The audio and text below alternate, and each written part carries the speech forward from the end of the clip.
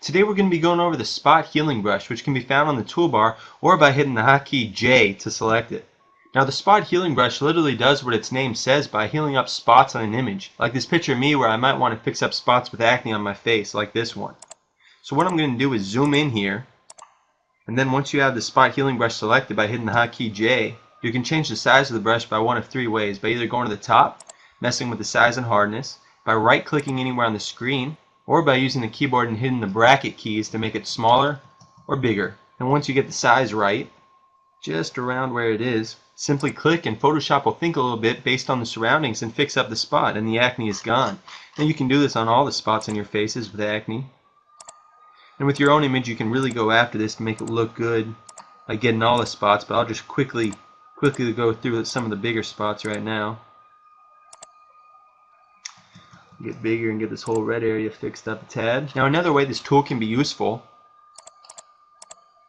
is by fixing up spots where there may have been dust on the camera lens, or a sun flare, or if I just spilled food on myself before I took the picture. But either way, you can just use the spot healing brush to surround the spot you don't like, and it'll simply heal it up using the same technique of the acne on your face. And that's how you use the spot healing brush. Today we're going to be going over the clone stamp tool, which can be found on the toolbar or by using the hotkey S to select it. To set up the settings for the clone stamp tool, go to the top where you can mess with the size and the hardness, or the opacity and the flow of the brush. You can also change the size and hardness by right-clicking anywhere on the canvas or command-clicking on a Mac and change the size and hardness from there. Or you can simply use your keyboard and hit the bracket keys to make it smaller or larger. The tool is used to clone something from one part of the screen and copying it to another by holding down Alt on the area you want to clone from and clicking. This will then clone that area, and you can paste it anywhere else on the screen you want. You can also use it to erase areas, and it's best to use the tool in a perpendicular or parallel fashion so you don't miss with the way the light is shining on the image. Now one thing you'll notice that as you clone from an area, the crosshairs will show you what area you're cloning from. And it's good to sample multiple times so you get an area that looks as realistic and consistent as possible. It's fun to use your creativity with this tool to clone anything you want. You can even make a brand new key on a keyboard, like the key that comes after the F12 key. Today we're going to be going over the eraser tool. Now there are many different types of eraser tools, but today we're just going to be going over the normal one. You can also access it by hitting the hotkey E. Now the first thing you want to do is head on over to the layers menu, double click the background layer so that it gets unlocked. Now there are many options up on the top, but a quicker way to access them is to right click anywhere on the image and you can manipulate the size and or the hardness to your pleasing. Now the eraser will erase many different parts of your image, but one way you'd want to use this is in a situation where it went something like, "Whoa, hey officer, yeah I'm 21, oh you want to see my ID? No, it's cool because this isn't really a sink full of beer, this is just a never-ending pit, you see." Yeah, I don't know how Photoshop's going to help you with the breathalyzer, but that's one option and of how you can use the eraser tool. To learn more about the other eraser tools, click here. Today we're going to be going over the basics of the background eraser tool. It's much like the other eraser tools, but it has a different feature giving it a unique functionality. In order to access it quickly, just use the hotkey E or hold down Shift while tapping E to cycle through the eraser tools. By right-clicking on the screen, you can access some of the options for the background eraser tool, but this will be good for what we're doing today. The background eraser tool is very powerful in certain situations. It requires a stark color contrast for it to be most effective. By clicking in the red of this fan's blanket, it'll erase the red, but keep the color of my helmet.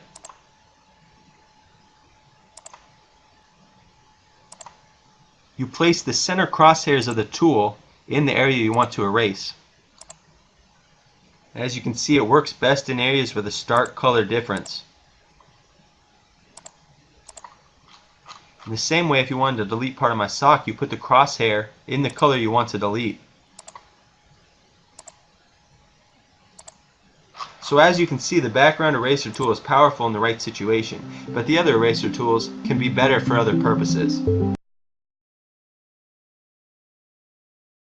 Today we're going to be going over the magic eraser tool. It can be found under the eraser tool by right-clicking it and at the bottom of the eraser tool family. You can also get to it by holding down Shift and hitting E for eraser to toggle through all the eraser tools. The magic eraser tool is meant to quickly erase large areas of the same color. It pretty much works very similar to the magic wand tool, but instead of selecting the area, it automatically deletes it. For instance, you can place it in the middle of any light colored area and it'll erase the whole thing.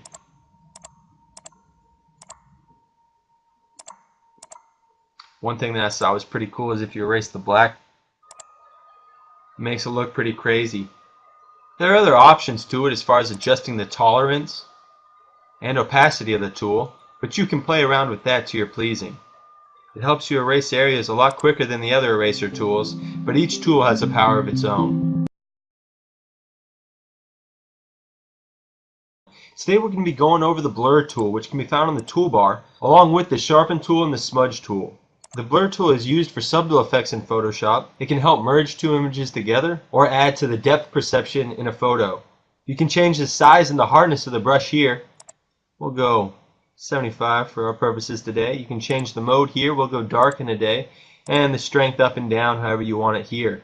By checking sample all layers, it'll blur all layers that it touches. You can change the size of the brush using the keyboard by hitting the bracket keys to make it bigger or smaller. Now let's just go a little crazy with the blur tool right now.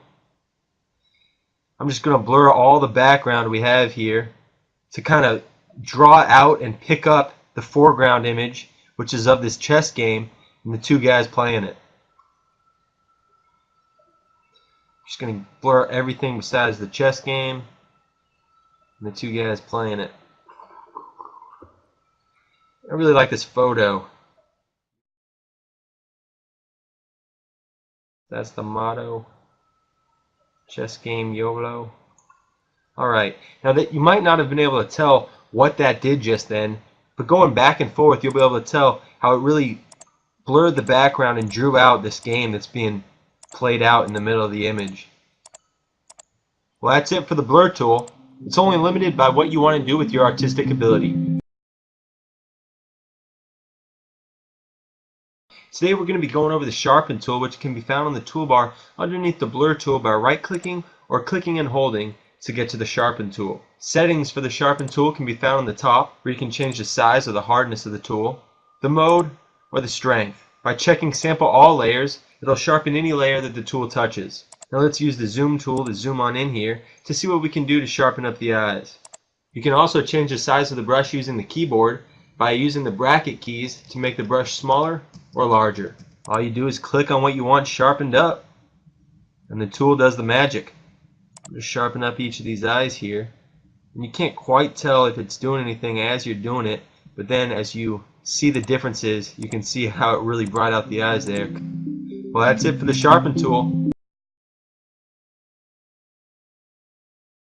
Today we're going over the smudge tool, which can be found on the toolbar underneath the teardrop icon by right-clicking or doing a click and hold on it, where you can then find it with the blur tool and the sharpen tool. Once you have the smudge tool selected, you can alter its options up here on the top with the size and hardness, the mode, and or the strength. By checking sample all layers, it'll make sure that the tool affects all layers that it touches. The tool pretty much acts as if you're putting your finger in some watercolors to smudge up the painting. Now let's say you don't like the fact that there's no left turns here in this intersection. You can easily smudge out that sign, but before we do, let's change the size of the brush by using the keyboard with the bracket keys to make the brush smaller and or bigger, depending on your preferences. We can then smudge out that sign so you can't see that there's no left turn.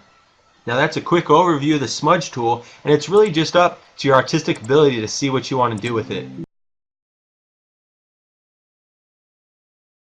Today we're going to be going over the dodge tool, which can be found on the toolbar along with the burn tool and the sponge tool. You can also access it by hitting the hotkey O. Now don't let the dodge tool icon confuse you with the zoom tool icon. The dodge tool is with the burn and the sponge.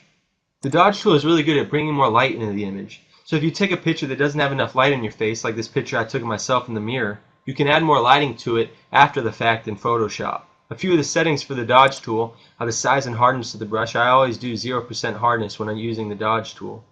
The range affects what part of your image your tool modifies. If you select shadows, the dodge tool will really expose the shadows. Same thing with highlights, but midtones gets a nice even keel across the entire image that your tool touches. Exposure is the amount at which the dodge tool affects the image. We'll bring the exposure down a bit for our purposes today.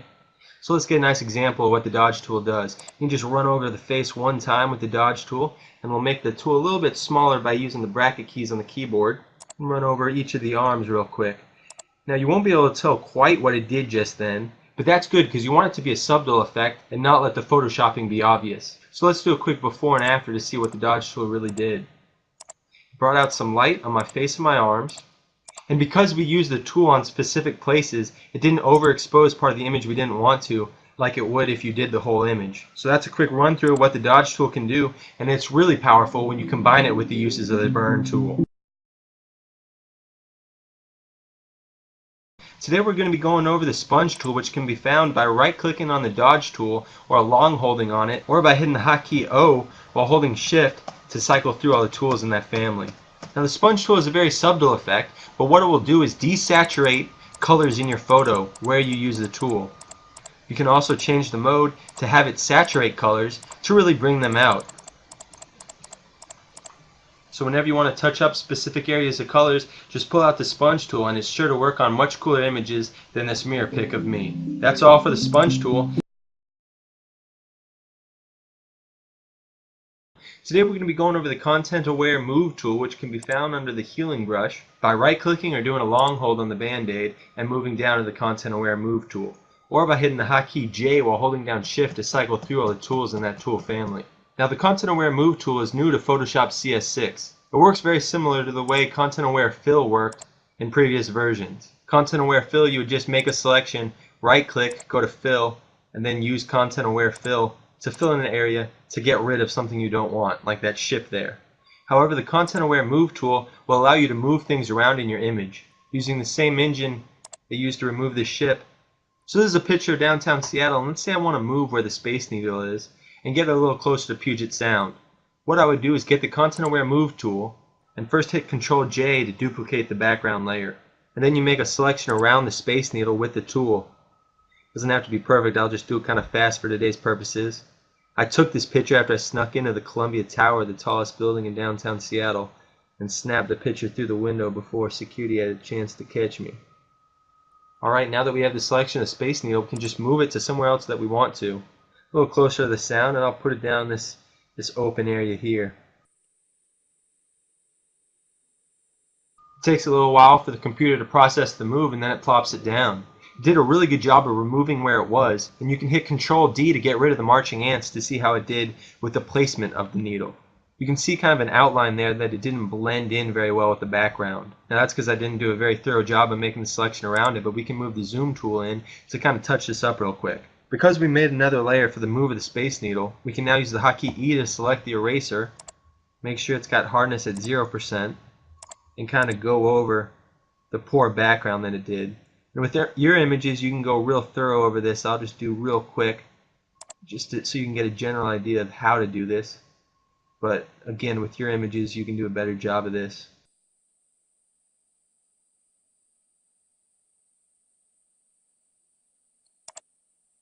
Alright, good enough for now. Let's zoom back out. And that's one example of the Content Aware Move tool. You can also change the mode. We just did a move with the Space Needle. You can also do an extend.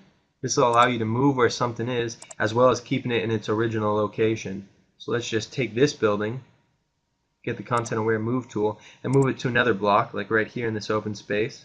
The computer will blend it in, as well as allowing this to remain in the place it was before. Once again, hit Ctrl D to get rid of the marching ants, and now you have that building in two locations, and you have moved the Space Needle from its original to a new location. So that's a quick overview of the Content Aware Move tool. Today we're going to be going over the patch tool. You can find it hidden under the band-aid by right-clicking and going to the patch tool, or by hitting the hotkey J while holding down shift to cycle through all the tools in that family. Once you have the patch tool selected, you can then decide whether you want to use the source or the destination technique. They're both the same, just the vice versa of each other, but today we'll be working with the destination technique. One way you can use this tool is if you want to patch up a receding hairline. Now obviously in my case, I don't need one, even though I probably should do something about the confused look on my face. But we'll just increase this hairline here. You can start by selecting a bit of the hair just like you would with the lasso tool.